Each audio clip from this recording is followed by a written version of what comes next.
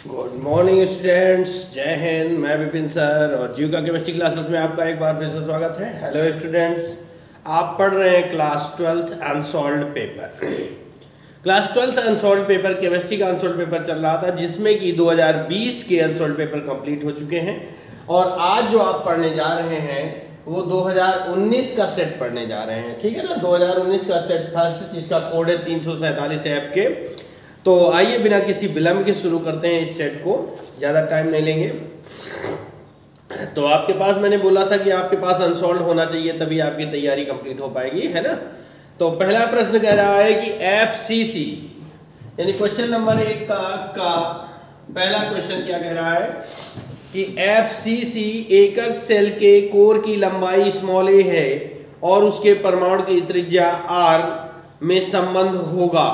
ठीक है, तो FCC में r बराबर सूत्र होता है √2a/4, यानी इसका सेकंड ऑप्शन सही है। ठीक है ना, ये संबंध होता है एकक सेल के कोर की लंबाई और उसमें उपस्थित परमाणु की त्रिज्या में, r बराबर √2/4a। ठीक है, दूसरा क्वेश्चन कह रहा है इसी का, पहले का खा कह रहा है। क्वेश्चन नंबर 1 का खा कह रहा है सर्वाधिक क्वथनांक प्रदर्शित करने वाला जलीय विलयन है। सर्वाधिक क्वथनांक प्रदर्शित करने वाला जलीय विलयन है। तो इसको देखो बच्चों, इससे निकालते हैं आयनों की मात्रा पर निकालते हैं। जिसमें ज्यादा आयन होंगे उसका क्वथनांक उतना ही ज्यादा होगा। तो जो पहला और तीसरा ऑप्शन है ये कार्बनिक यौगिक हैं और कार्बनिक यौगिक आयनों में नहीं टूटते, ये सहसंयोजी बंध से जुड़े होते। तो पहला तीसरा तो ऑलरेडी खत्म हो जाता है।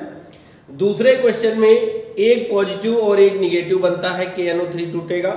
और चौथे ऑप्शन में यानी KNO3 को अगर हम तोड़े तो क्या बनेगा, K++ NO3-, ये दूसरा ऑप्शन था। और चौथे ऑप्शन में दिया हुआ है Na2SO4, इसको अगर तोड़ते हैं तो 2Na++SO4 आयनों में टूट जाएगा। क्लियर हुई बात? तो ये इस तरह से आयनों में टूट जाता है। तो यहां पर आपका चौथा ऑप्शन सही हो जाता है। चौथा ऑप्शन आंसर है आपका Na2SO4। ठीक है, पहले का गा देखते हैं। अगला क्वेश्चन, किसी इलेक्ट्रोड का इलेक्ट्रोड विभव निर्भर नहीं करता है। किसी इलेक्ट्रोड का इलेक्ट्रोड विभव निर्भर नहीं करता है धातु की प्रकृति एवं उसके आयनों पर, विलयन में उपस्थित आयनों की सांद्रता पर, नंबर 3 दाब पर, नंबर 4 ताप पर। तो इसमें जो निर्भर नहीं करता है वो थर्ड ऑप्शन है आपका कि दाब पर कोई निर्भर नहीं होता है। दाब बढ़ाओ या घटाओ कोई परिवर्तन नहीं होता। ठीक है ना। अब पहले का घा, फर्स्ट का घा देखते हैं। तो फर्स्ट के घा में क्या लिखा हुआ है कि अभिक्रिया A से B में अभिक्रिया की दर अभिकारकों का सांद्रण 4 गुना बढ़ाने पर 2 गुना बढ़ जाती है, अभिक्रिया की कोटि है।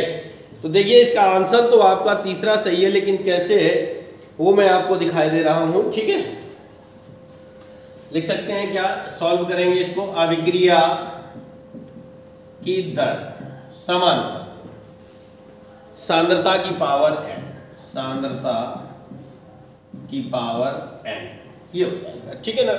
अब उसने कहा अभिक्रिया की दर 2 गुना, कितनी, 2 गुना बढ़ाने पर, कह रहा 2 गुना बढ़ाने पर अभिकारकों का सांद्रण 4 गुना बढ़ जाता है। ठीक है ना, यानी सांद्रता कितनी हो जाएगी, 4। ठीक, C मान लेते हैं थोड़ी देर के लिए।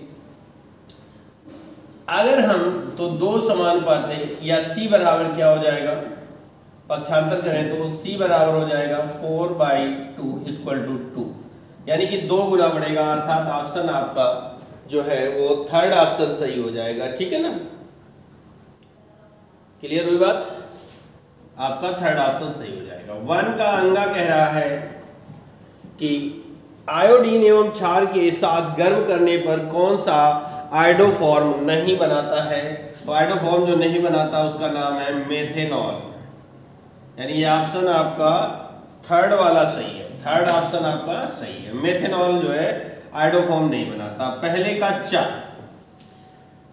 का चा कह रहा है विटामिन डी का रासायनिक नाम है कैल्सीफेरॉल। विटामिन डी का रासायनिक नाम कैल्सीफेरॉल होता है और ये है ऑप्शन आपका थर्ड। ठीक है, तो इस तरह से पहला क्वेश्चन समाप्त होता है। अब हम चलते हैं क्वेश्चन नंबर 2 पर। तो क्वेश्चन नंबर 2 का कह रहा है कि सोडियम धातु घनाकार जालक के रूप में क्रिस्टलीकृत होता है तथा एकक सेल का कोर 430 पिकोमीटर है। एकक सेल में परमाणुओं की संख्या की गणना कीजिए।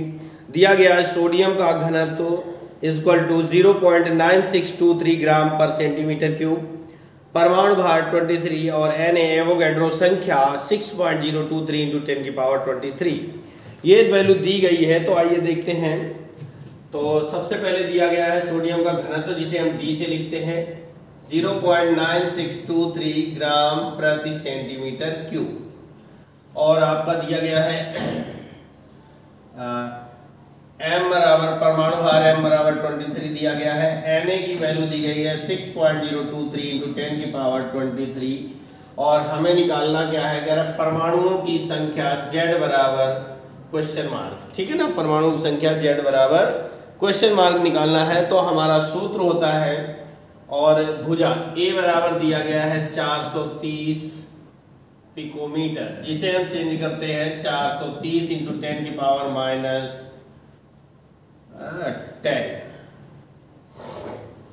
सेंटीमीटर। ठीक है, 430 × 10 की पावर -10 सेंटीमीटर में चेंज कर लेते हैं पिकोमीटर को। अब हम चलते हैं, सूत्र होता है D बराबर Z × M upon A³ × Na। तो हमें निकालना, चूंकि Z है पक्षांतर करेंगे D × A³ × Na upon M। ये फॉर्मूला बन जाएगा हमारा। अब हम वैल्यू रखते चले जाते हैं। तो D का मान है 0.9623 × A का मान है 430 × 10 की घात -10 की होल पावर 3 × 6.023 × 10 की पावर 23 अपॉन M का मान दिया गया है 23।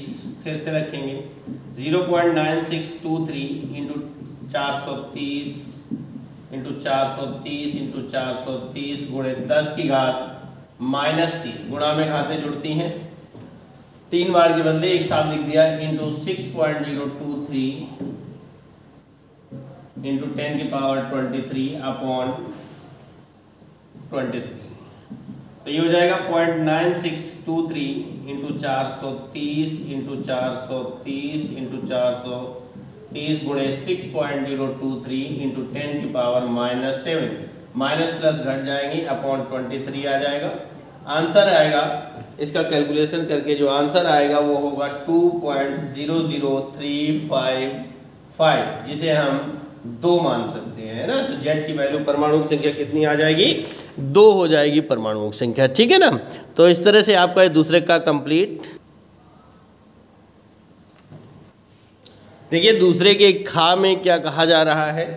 क्वेश्चन नंबर दूसरे का खा है, एक पदार्थ 45 ग्राम प्रति लीटर घोल का 20 डिग्री सेंटीग्रेड पर परासरण दाब 3.2 वायुमंडल है, विलयन स्थिरांक की गणना कीजिए।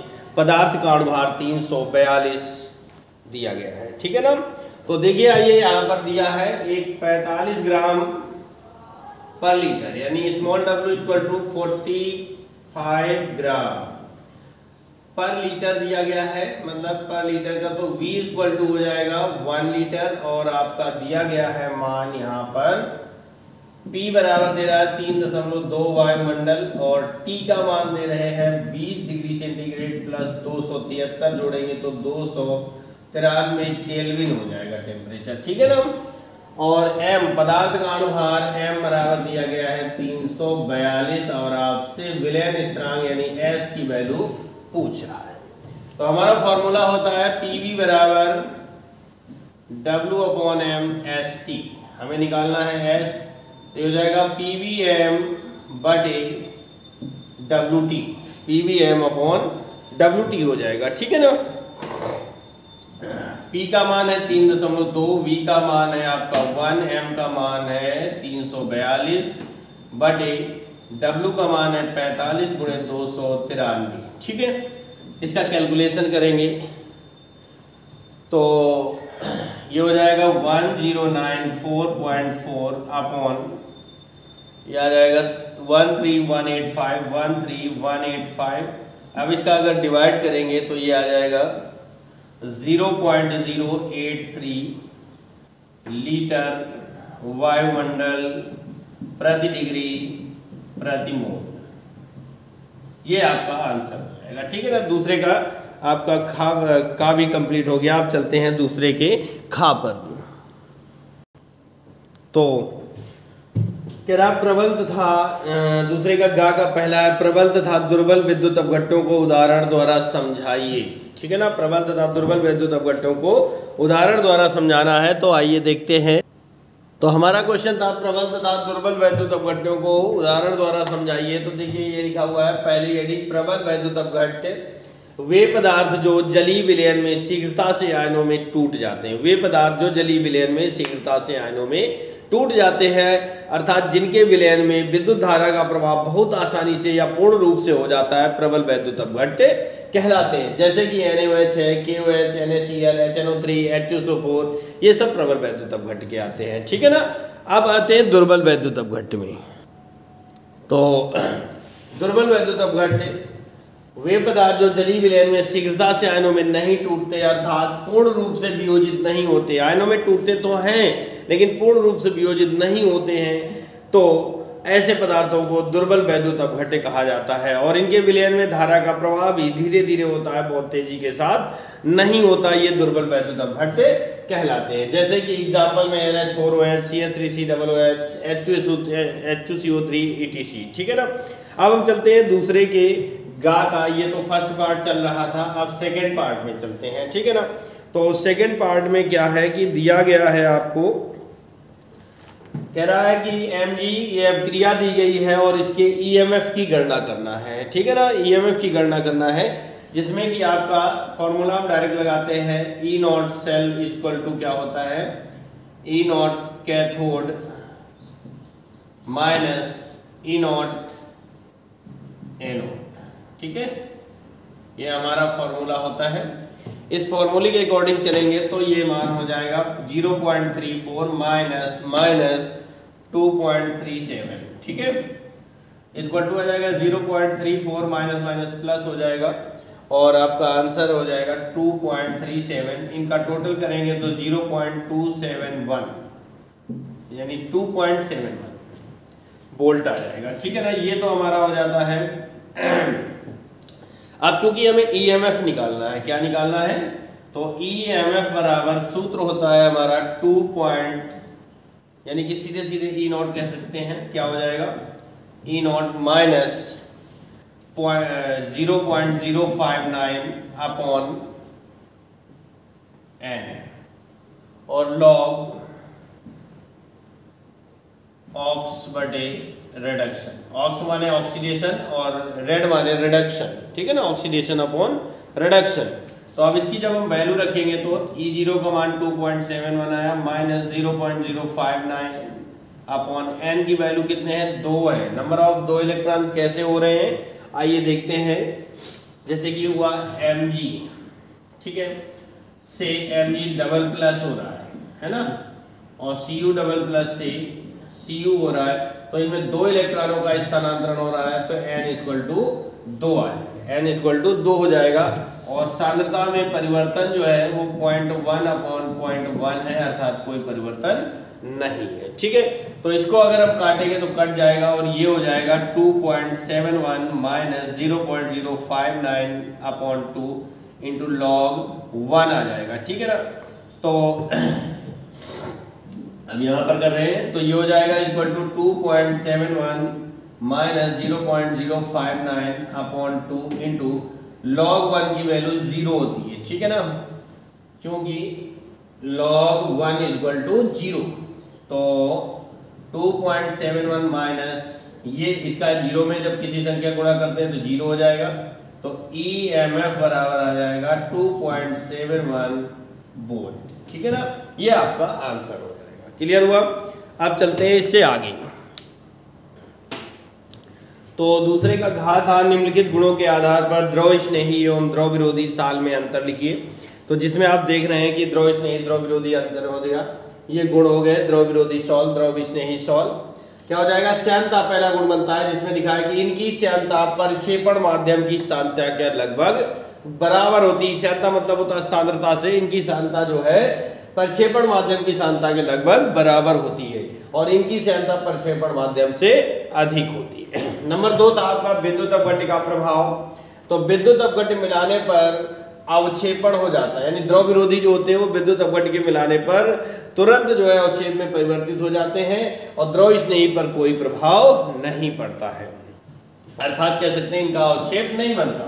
तीसरा पृष्ठ तनाव, इनमें परिक्षिप्त एवं परिक्षेपण दोनों माध्यमों का पृष्ठ तनाव समान होता है और इसमें केवल परिक्षिप्त माध्यम का पृष्ठ तनाव समान होता है, जबकि परिक्षेपण माध्यम का पृष्ठ तनाव घटता या बढ़ता बदलता रहता है, परिवर्ती होता है। नंबर 4 विद्युत आवेश, कणों पर एक निश्चित धनात्मक एवं ऋणात्मक आवेश होता है, प्लस का होगा या माइनस का, लेकिन निश्चित होगा, कंफर्म होगा। कणों पर बहुत कम एवं शून्य आवेश होता है, ठीक है ना। तो इस तरह से आपका ये दूसरे का क्वेश्चन नंबर कंप्लीट होता है।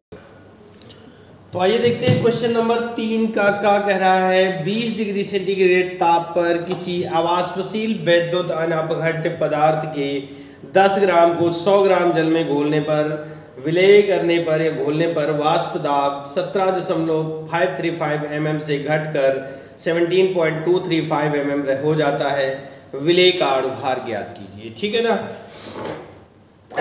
तो आइए देखते हैं। 10 ग्राम को यानी स्मॉल w की वैल्यू हो गई 10 ग्राम और कैपिटल W को बोला गया है 100 ग्राम, ठीक है ना।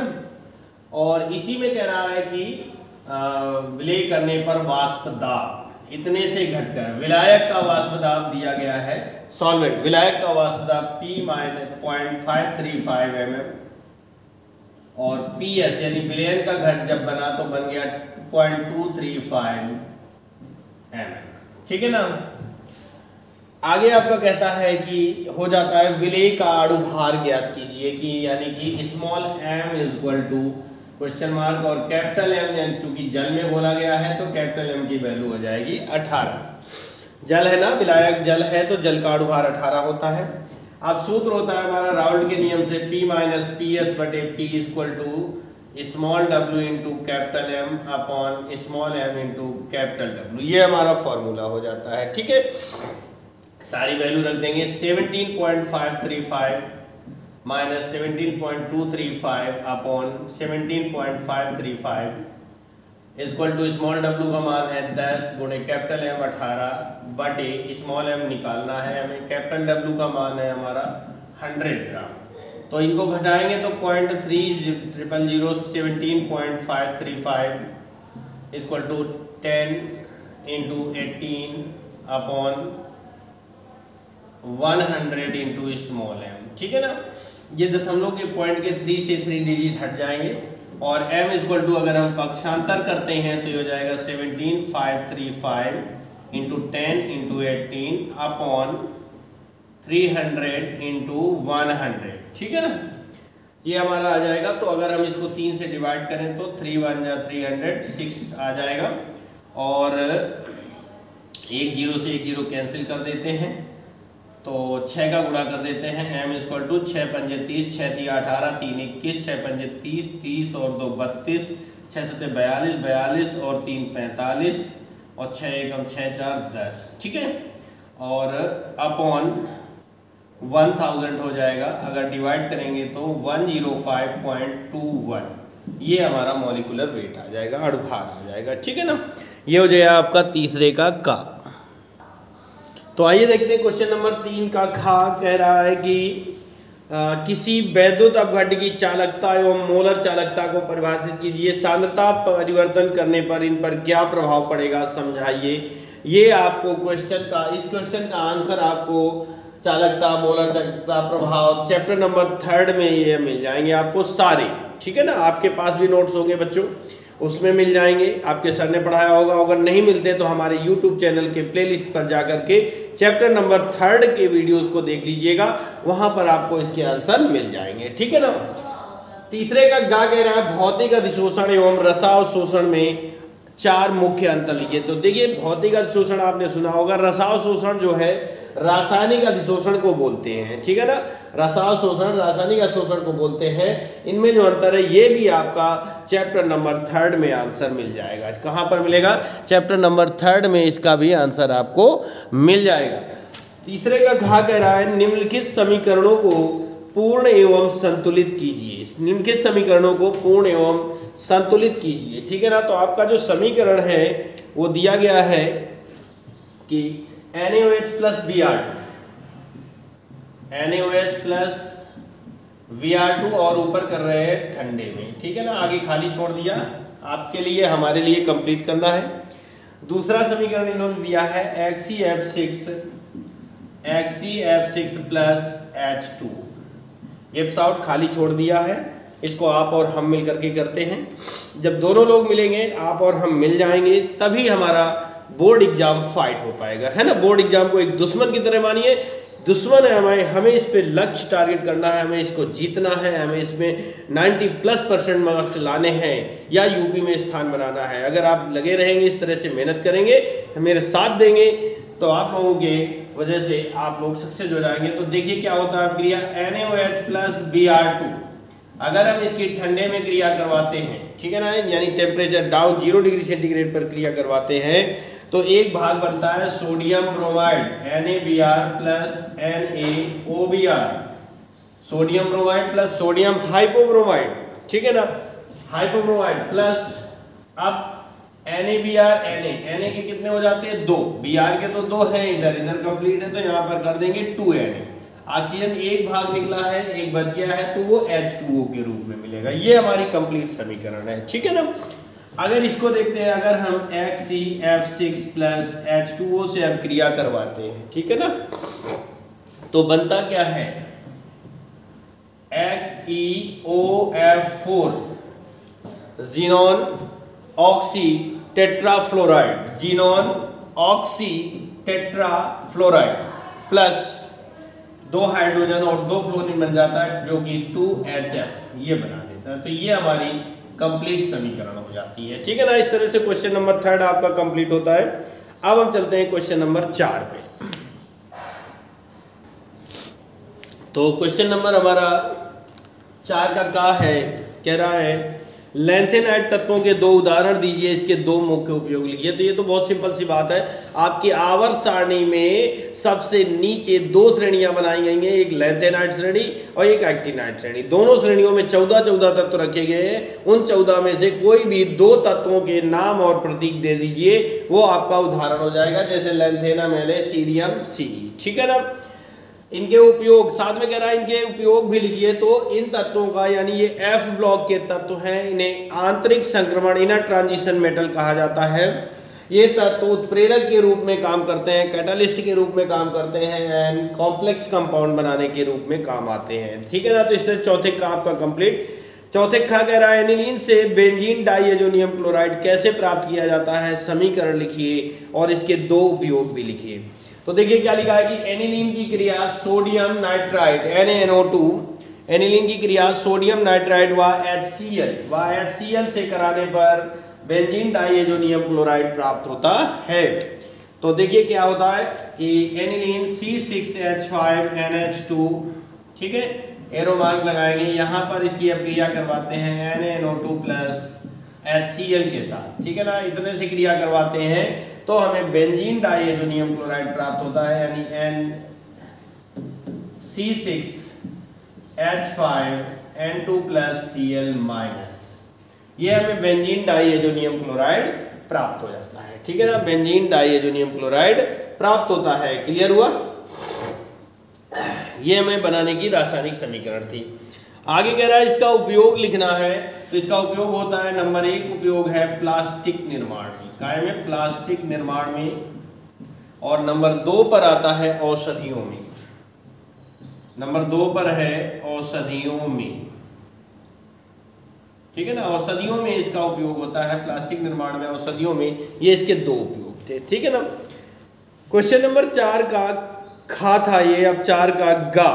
क्वेश्चन नंबर 4 का गा, चौथे का गा क्या कह रहा है, योग बहुलीकरण है ना, योग बहुलीकरण पर टिप्पणी लिखनी है। तो ये भैया आपका आउट ऑफ सिलेबस हो चुका है, चैप्टर नंबर 15 है, बहुलक चैप्टर से लिया गया है ये क्वेश्चन। तो ये आपका आउट ऑफ सिलेबस हो चुका है, इसलिए इसे पढ़ने की आवश्यकता नहीं। क्वेश्चन नंबर 4 का घा संश्लेषित अपमार्जक की बात करता है, संश्लेषित अपमार्जक, ठीक है ना, अपमार्जक, संश्लेषित अपमार्जक के बारे में पूछ रहा है चौथे के घा में। तो ये आपका चैप्टर, और कह रहा है ये साबुन की अपेक्षा अधिक लाभप्रद क्यों होते हैं, तो ये भी आपका ये चैप्टर नंबर 16 का सवाल है, ये 15 का है और ये चैप्टर नंबर 16 का है, लेकिन ये भी आपका आउट ऑफ सिलेबस हो चुका है, इसलिए इन दोनों क्वेश्चनों को सॉल्व या याद करने की आवश्यकता नहीं है। अब हम चलते हैं क्वेश्चन नंबर 5 पर। तो देखिए क्वेश्चन नंबर 5 के का में कह रहा है कि प्रथम कोट की अपक्रिया के लिए वेग स्थिरांक के बराबर 2.54 इंटू 10⁻³ सेकेंड इनवर्स पाया गया, इसकी 3/4 आयु की गणना कीजिए, ये बात पूछ रहा है। तो देखिए यहाँ पर दिया क्या गया है, k की वैल्यू है 2.54 इंटू 10⁻³ पर सेकेंड, ठीक है, ये दी गई है। और कह रहा है 3/4 माने x की वैल्यू 3/4 हो जाएगी, तो a बराबर 1 हो जाएगा, तो a minus x equal to 1/4 आ जाएगा। कैसे आएगा, चलो मैं करके दिखा देता हूँ। 1 माइनस 3/4 एलसीएम 4 लेंगे तो ये हो जाएगा कितना, 4 माइनस 3 इक्वल टू 1/4। अब हम फॉर्मूला लगा देंगे k इक्वल टू, और आपसे t की वैल्यू पूछ रहा है, k equal to 2.303 upon T log a upon a minus x. T बराबर पूछ रहा है, पक्षांतर कर लेते हैं, 2.303 अपॉन के लॉग 1/1/4, तो 4 कहाँ जाएगा, ऊपर, तो टी इक्वल टू हो जाएगा 2.303 upon K into log 4। T equal to 2.303 upon 2.54 into 10⁻³ ये हमारा कहाँ से आ गया, के की वैल्यू आ गई है ना, क्या आ गई, के की वैल्यू रख देते हैं इतनी, और इनटू log 4 का मान है 0.6020 ये होता है। तो देखिए दशमलव के 1 2 3 अंक और ये 2 अंक हैं, तो ये मात्र 1 0 बढ़ाने से ये सॉल्व हो जाएगा। घातों को हम ऊपर ले जाते हैं, तो 2303 गुणे 0.6020 इंटू ये प्लस की हो जाएंगी, है ना, प्लस की घातें हो जाएंगी, तो बराबर आ जाएगा, और अपॉन ये हो जाएगा 2540, ठीक है ना। अब आपको इसका सॉल्व करते हैं, तो आपका जो आंसर है, तो ये छोटा सा है, इसका कैलकुलेशन करेंगे, डिवाइड करेंगे, तो आपका आंसर आ जाएगा, ठीक है ना। कितने सेकंड लगना है ये आपका आंसर हो जाएगा। थोड़ी सी आपके लिए प्रॉब्लम छोड़ता हूँ कैलकुलेशन करने की, ओके, आप कर लेंगे। नेक्स्ट पे चलते हैं, 5वें का खा, क्वेश्चन नंबर 5 का खा, ठीक है। 5वें का खा जो है आपका, वो कह रहा है एल्यूमिना से शुद्ध एल्यूमिनियम प्राप्त करने की विधि का सचित्र वर्णन कीजिए, इसके 2 मुख्य मिश्र धातुओं के नाम एवं उपयोग लिखिए। तो ये आपका क्वेश्चन है चैप्टर नंबर 6 से, जो कि आपका आउट ऑफ सिलेबस हो चुका है, इसलिए 5वें के खा को करने की कोई आवश्यकता नहीं है, ठीक है ना। 5वें का गा देखते हैं, चलिए। तो देखिए भाई, आज का जो अगला क्वेश्चन है 5वें के गा का फर्स्ट कह रहा है निम्नलिखित के IUPAC नाम लिखना है आपको।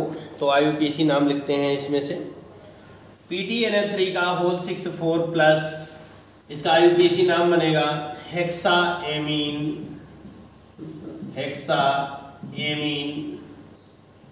प्लेटिनम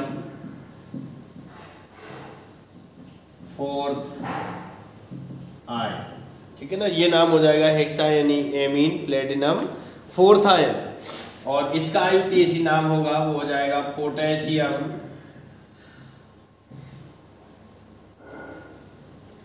टेट्रा साइनो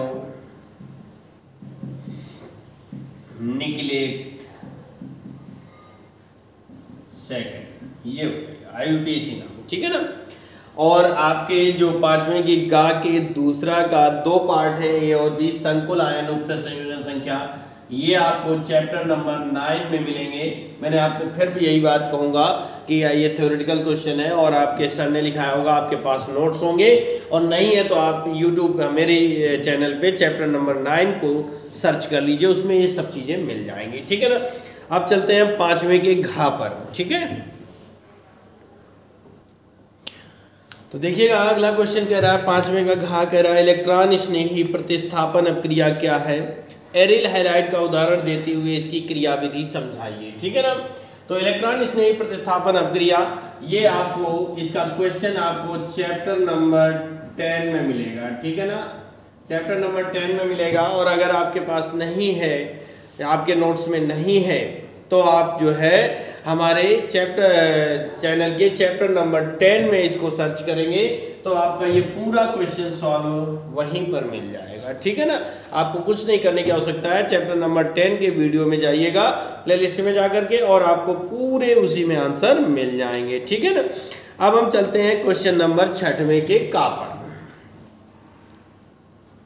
तो 6वें का का कह रहा है कि प्राथमिक एल्कोहल बनाने की 2 सामान्य विधियां लिखिए तथा एथेनॉल से एथेन तथा एथॉक्सी एथेन कैसे प्राप्त करोगे, एथेनॉल के 2 मुख्य उपयोग, संबंधित अपक्रियाओं के रासायनिक समीकरण भी लिखिए, ठीक है ना। तो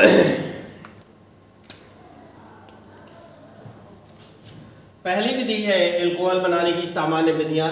नंबर 1, हेलो एल्केन से अगर हम हेलो एल्केन की क्रिया CH3I मान लो है, हेलो एल्केन की क्रिया किसी क्षार की उपस्थिति में, ठीक है ना, हेलो एल्केन की क्रिया क्षार के जलीय विलयन के साथ, किसके जलीय विलयन के साथ अब क्रिया करवाते हैं तो प्राथमिक एल्कोहल प्राप्त होते हैं, यानी CH3OH हो जाएगा, ठीक है ना। मान लो हमने यहाँ पर C2H5 ले लिया होता, C2H5, या इसी को हम थोड़ा ओपन करके लिख देते हैं CH3CH2I, तो ये हमारा बन जाता CH3CH2OH प्लस Ki, ये हमारा प्राथमिक एल्कोहल बन जाता है, ठीक है ना। तो ये हो गई, यानी लिख सकते हैं हेलो एल्केन की क्रिया क्षार के जलीय विलयन के साथ कराने पर एथेनॉल प्राप्त होता है या प्राथमिक एल्कोहल प्राप्त होते हैं। प्राथमिक एमीन द्वारा, दूसरी विधि है हमारी प्राथमिक एमीन द्वारा। तो प्राथमिक एमीन की क्रिया अगर हम नाइट्रस, मान लो प्राथमिक एमीन में हमने कॉमन सूत्र ले लिया RNH2, ठीक है, इसकी क्रिया अगर हम नाइट्रस अम्ल से करवा देते हैं, किससे करवाते हैं, नाइट्रस अम्ल से करवाते हैं, तो एल्कोहल प्राप्त होता है, यानी कि ROH हो जाएगा। क्या हो जाएगा, ROH प्राप्त होगा प्लस N2 प्लस H2, ये दोनों विधियां हो गई प्राइमरी एल्कोहल, ठीक है ना। अगर हम इसको लिखते कॉमन रिएक्शन में तो RI plus KOH, same condition जली, और ये बन जाता ROH प्लस Ki। इसकी अगर कॉमन समीकरण लिखें तो क्या हो जाएगा, एग्जाम्पल लिखें तो मान लो C2H5NH2 लिख दिया प्लस HNO2, एग्जाम्पल के लिए बोल रहा हूं, ये भी एग्जाम्पल है। एरो मार्क बन जाएगा C2H5OH plus N2 plus H2, ठीक है। तो ये क्वेश्चन होगा एथेनॉल बनाने की 2 सामान्य विधियां। उसने कहा एथेनॉल से एथेन और तथा एथॉक्सी एथेन कैसे प्राप्त करेंगे। तो ये सीरियल थोड़ा ऊपर नीचे हो गया, इससे कोई प्रॉब्लम नहीं। एथेनॉल से एथॉक्सी एथेन, सबसे पहले हम एथेनॉल की क्रिया सांद्र H2SO4 के साथ करवाते हैं, 140 डिग्री सेंटीग्रेड पर होती है। तो ये बना देगा C2H5HSO4 प्लस H2, फिर C2H5HSO4 प्लस C2H5OH, यानी एल्कोहल का दूसरा अणु, एल्कोहल का दूसरा मॉलिक्यूल लेते हैं तो क्या बनता है C2H5O C2H5 प्लस H2SO4, ये बन गया एथेनॉल से एथॉक्सी एथेन, ठीक है। दूसरा उसने कहा है एथेनॉल से एथेन बनाना है, एथेनॉल से एथेन बनाना है तो C2H5OH, C2H5OH, ठीक है। इसकी क्रिया हम अगर लाल फास्फोरस प्लस HI के साथ करवाते हैं, ठीक है ना, लाल फास्फोरस प्लस HI के साथ करवाते हैं तो हमें एथेन प्राप्त हो जाता है, ठीक है ना। क्या प्राप्त हो जाता है? एथेन प्राप्त हो जाता है। उपयोग, उसने कहा एथेनॉल के 2 उपयोग लिखिए, तो नंबर 1 पर इसका उपयोग औषधियों में भी होता है, औषधियों में, और दूसरा होता है पेय पदार्थों के निर्माण में, पेय पदार्थों के निर्माण में, ठीक है ना। इस तरह से आपका क्वेश्चन नंबर 6 का कंप्लीट हो जाता है, ठीक है ना। तो आइए देखते हैं छठवें के का अथवा कह रहा फिनॉल बनाने की 2 विधियां लिखिए, यह निम्न से किस प्रकार क्रिया करता है, ठीक है ना। तो फिनॉल बनाने की हमें 2 विधियां लिखनी है, जिसमें कि नंबर 1 पर हमने लिखा क्लोरोबेंजीन से फिनॉल को बनाना है। क्लोरोबेंजीन से क्या करते हैं? क्लोरोबेंजीन का उच्च ताप पर जल अपघटन कराने पर फिनॉल प्राप्त होता है। क्लोरोबेंजीन का उच्च ताप पर जल अपघटन कराने पर फिनॉल प्राप्त होता है। तो क्लोरोबेंजीन का सूत्र हो गया C6H5Cl प्लस जल अपघटन के लिए हमने HOH ले लिया, या H2O लिख सकते हैं। तो इतना भाग हमारा निकल जाएगा, क्या बनेगा? C6H5OH, ये हमारा फिनॉल हो गया, प्लस HCl हो जाएगा, ठीक है ना। और यहां पर लिख दें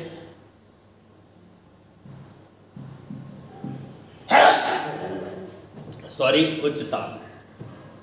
एनिलीन की क्रिया, विधि नंबर 2 कह रहा है एनिलीन की क्रिया सोडियम नाइट्राइट व HCl से कराने पर, तो एनिलीन का सूत्र होता है C6H5NH2, इसकी क्रिया NaNO2 प्लस HCl के साथ करवाते हैं, तो कह रहा है बेंजीन डाइएजोनियम क्लोराइड प्राप्त होता है। अभी आपने ऊपर इस क्वेश्चन को पढ़ चुके हैं, NaHCl से कराने पर बेंजीन डाइएजोनियम क्लोराइड प्राप्त होता है, जिसका जल अपघटन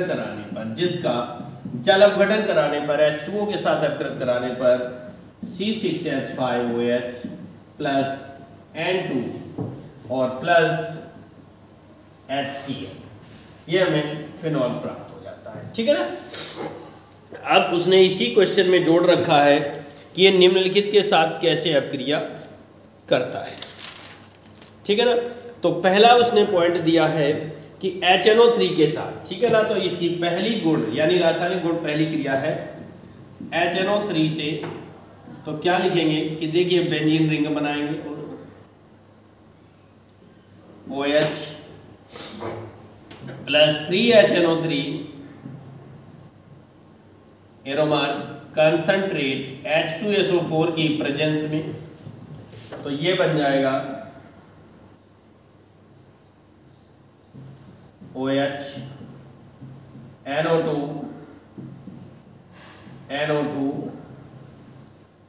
ट्राइनाइट्रोफिनॉल नाम होगा TNP प्लस 3H2O ट्राइनाइट्रोफिनॉल प्राप्त हो जाएगा, ठीक है ना। ये अब क्रिया हो गई पहली। इसी में उसने दूसरा कहा है ब्रोमीन जल से, ठीक है ना। नंबर 2 पर होगी जो दूसरा पॉइंट है, उसमें कह रहा है ब्रोमीन जल से क्रिया करवानी है, तो यहां पर हो जाएगा 3Br2, ठीक है ना, 3Br2, और ज्यादा कोई परिवर्तन नहीं होगा, बस ये हो जाएगा यहां पर Br प्लस 3HBr, ट्राइब्रोमोफिनॉल प्राप्त हो जाएगा अगर हम ब्रोमीन जल से इसकी अपक्रिया करवाते हैं, ठीक है ना। आप लोग साफ नहीं कर सकते हैं, आपकी कॉपी में साफ करने का ऑप्शन नहीं होगा, ये तो मेरे पास बोर्ड है तो मैंने साफ कर दिया, थोड़ा बहुत जादू दिखा दिया है ना, उसी अपक्रिया में कर दिया। ये 2 पॉइंट हो गए। और तीसरा आपका उसने कहा है फिनॉल की क्रिया हम जिंक से कराते हैं। किससे करवाते हैं? फिर जिंक से, तो C6H5OH प्लस Zn से अब क्रिया करवाएंगे तो C6H6 प्लस ZnO, यानी बेंजीन प्राप्त हो जाएगा। क्या प्राप्त हो जाएगा?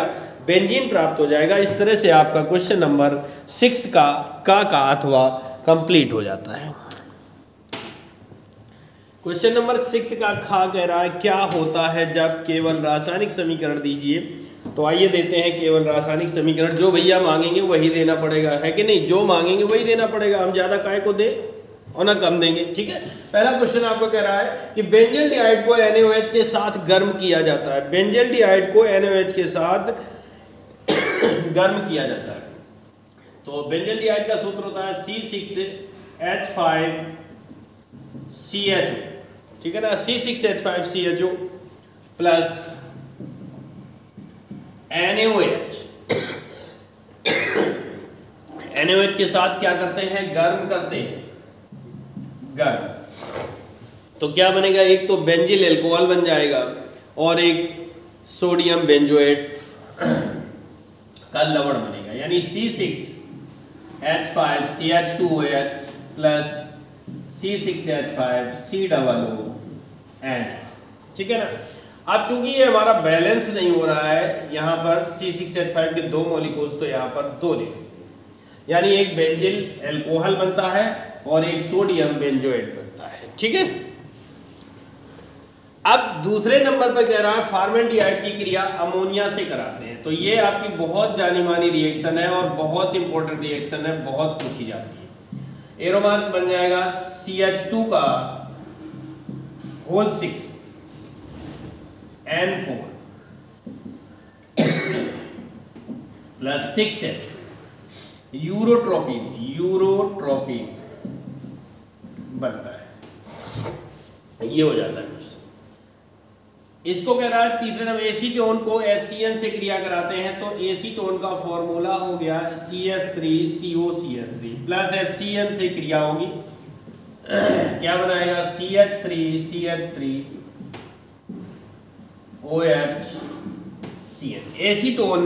एसीटोन साइनोहाइड्रिन बनता है, एसीटोन साइनोहाइड्रिन बनता है।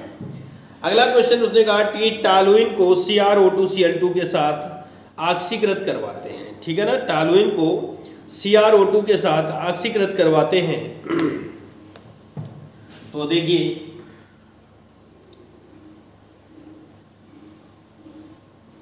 मैंने तो इसमें जगह कम छोड़ी है, चलिए इसको बाद में करवाता हूँ, पहले 5वां करवा देता हूँ, फिर उसके बाद में साफ करने के बाद तब इसको करवाता हूँ, ठीक है। एसिटिल्डिहाइड को तनुछार से क्रिया करवाते हैं, तो CH3CHO, तनुछार से क्रिया अकेले नहीं करेगा, आयोडीन के साथ क्रिया करता है, तो 3I2 प्लस 4NaOH के साथ क्रिया करवाते हैं, तो आयोडोफॉर्म बनता है, क्या बनता है, आयोडोफॉर्म बनता है, यानी CHI3 plus 3NaI plus HCOONA plus 3A plus 3H2, ये अब क्रिया बन जाती है आयोडोफॉर्म की, ठीक है ना। अब इसको हम साफ करते हैं।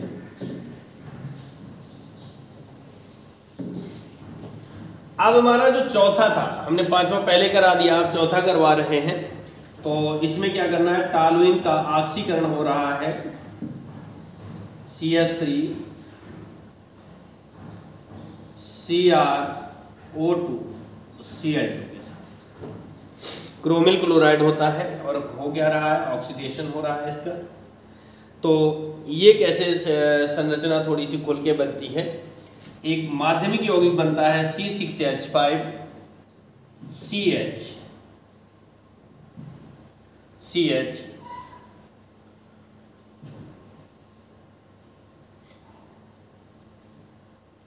OCr Cl2OH OCr Cl2OH माध्यमिक यौगिक के रूप में बनता है। अब इसका जल अपघटन करवाएंगे HCl और अम्ल के साथ, ठीक है ना, अम्ल के साथ जल अपघटन करवाते हैं तो बेंजल्डिहाइड प्राप्त हो जाता है, जिसको ऐसा भी लिख सकते हैं H2O/H प्लस, तो C6H5CHO, ये बनता है। मुख्य उत्पाद के रूप में हमारा बेंजल्डिहाइड प्राप्त होता है, क्या प्राप्त होता है, बेंजल्डिहाइड प्राप्त होता है, ठीक है ना। तो इस तरह छठवें के खा कंप्लीट होता है। क्वेश्चन नंबर 6 के खा का अथवा, ठीक है ना, 6 के खा के अथवा हम कह रहा है कैसे प्राप्त करोगे फेनिल साइनाइड से बेंजोइक अम्ल, ठीक है ना, क्या कह रहा है, फेनिल साइनाइड से बेंजोइक अम्ल बनाना है। पहला पॉइंट है फेनिल साइनाइड से बेंजोइक अम्ल। तो देखिए फेनिल साइनाइड का सूत्र होता है C6H5Cn, क्या होता है, C6H5Cn होता है। और इसकी अब क्रिया करवा देते हैं, इसका जल अपघटन करवाते हैं 2H2O ऑब्लिक HCl, यानी अम्ल की उपस्थिति में जल अपघटन करवाते हैं तो ये बन जाता है क्या C6H5COOH, ठीक है ना, C6H5, या चाहो तो इसको ऐसा भी लिख दो 2H2 और यहाँ पर केवल अम्ल रखते हैं 2H2, ठीक है। तो C6H5COOH प्लस अमोनिया का एक अणु बनेगा NH3 बनकर तैयार होती है, ये बन जाता है फेनिल साइनाइड से बेंजोइक अम्ल। दूसरा उसने कहा कि बेंजोइक अम्ल से बेंजीन बनाना है तो इसकी क्रिया, बेंजोइक अम्ल का सूत्र क्या हो गया C6H5COOH, इसकी क्रिया soda lime NaOH plus CaO के साथ कराने पर हमें बेंजीन प्राप्त हो जाती है, क्या हो जाएगा C6H6 प्लस CO2 गैस के रूप में पृथक हो जाएगी।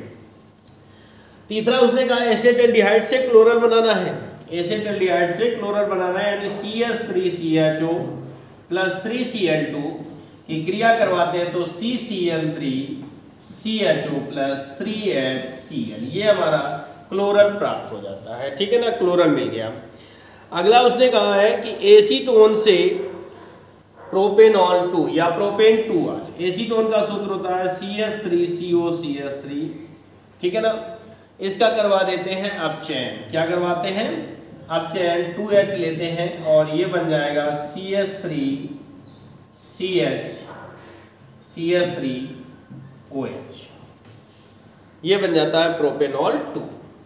अगला कह रहा है फार्मिक अम्ल से एथिल फॉर्मेट बनाना है, फार्मिक अम्ल का सूत्र होता है HCOOH प्लस HOC2H5, यानी एथिल अल्कोहल लेते हैं, क्या है एथिल अल्कोहल, तो इतना भाग निकल जाएगा, क्या बनेगा HCO, ये बचा एक O, ये बच गया OC2H5, ये हमारा एथिल फॉर्मेट है, प्लस आपका H2O जो है वो बाहर हो जाएगा। तो इस तरह से क्वेश्चन नंबर 6 आपका कंप्लीट हो जाता है।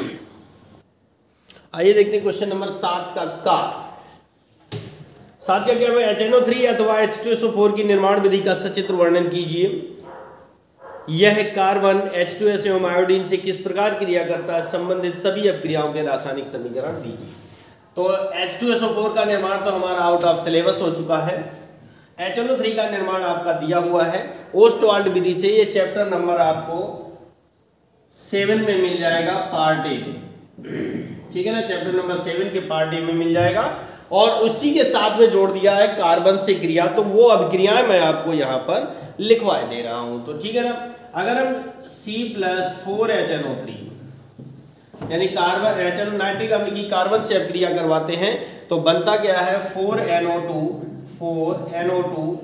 प्लस CO2 प्लस 4 दूनी 8 10 2H2, ये बनता है, कार्बन से क्रिया करेगा तो एक CO2 बन जाएगा, ठीक है ना।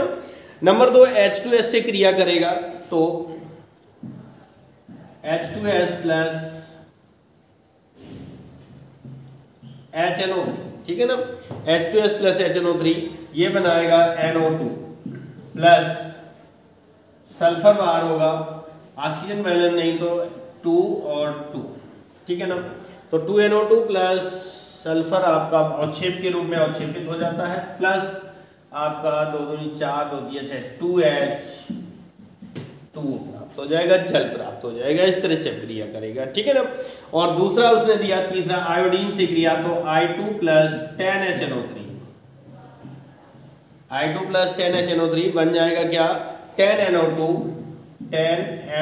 प्लस 2HiO3, आयोडिक अम्ल, क्या नाम है आयोडिक अम्ल बनता है, प्लस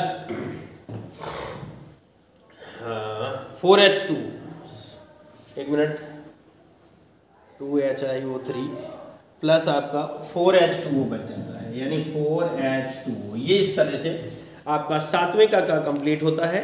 और इसके अथवा में जो H2SO4 दिया गया है वो आपका आउट ऑफ सिलेबस है। तो आइए देखते हैं क्वेश्चन नंबर 7 के खा। 7वें का खा कह रहा है ग्लूकोज में CO CHO तथा 5 OH समूह की उपस्थिति की पुष्टि अभिक्रियाओं के समीकरण द्वारा दीजिए। ग्लूकोज तथा फ्रक्टोज के 2 रासायनिक परीक्षण लिखिए। ठीक है ना।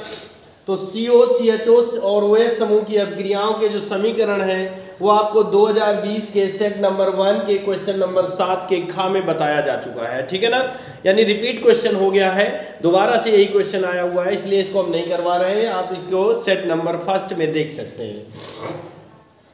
इसी में जो जुड़ा हुआ है ग्लूकोज और फ्रक्टोज के रासायनिक परीक्षण, तो ये होंगे ग्लूकोज का परीक्षण नंबर 1, ग्लूकोज के जलीय विलयन में फेलिंग विलयन डालकर, ग्लूकोज के जलीय विलयन में फेलिंग विलयन डालते हैं और गर्म करते हैं तो CO2 यानी क्यूप्रस ऑक्साइड का लाल अवक्षेप प्राप्त होता है। क्यूप्रस ऑक्साइड का लाल अवक्षेप प्राप्त होता है। आई बात समझे। दूसरा परीक्षण है कि ग्लूकोज के जलीय विलयन में अमोनियम सिल्वर नाइट्रेट विलयन डालकर, ग्लूकोज के जलीय विलयन में अमोनियम सिल्वर नाइट्रेट विलयन डालकर गर्म करने पर सिल्वर का काला अवक्षेप प्राप्त होता है। फिर है फ्रक्टोज का परीक्षण।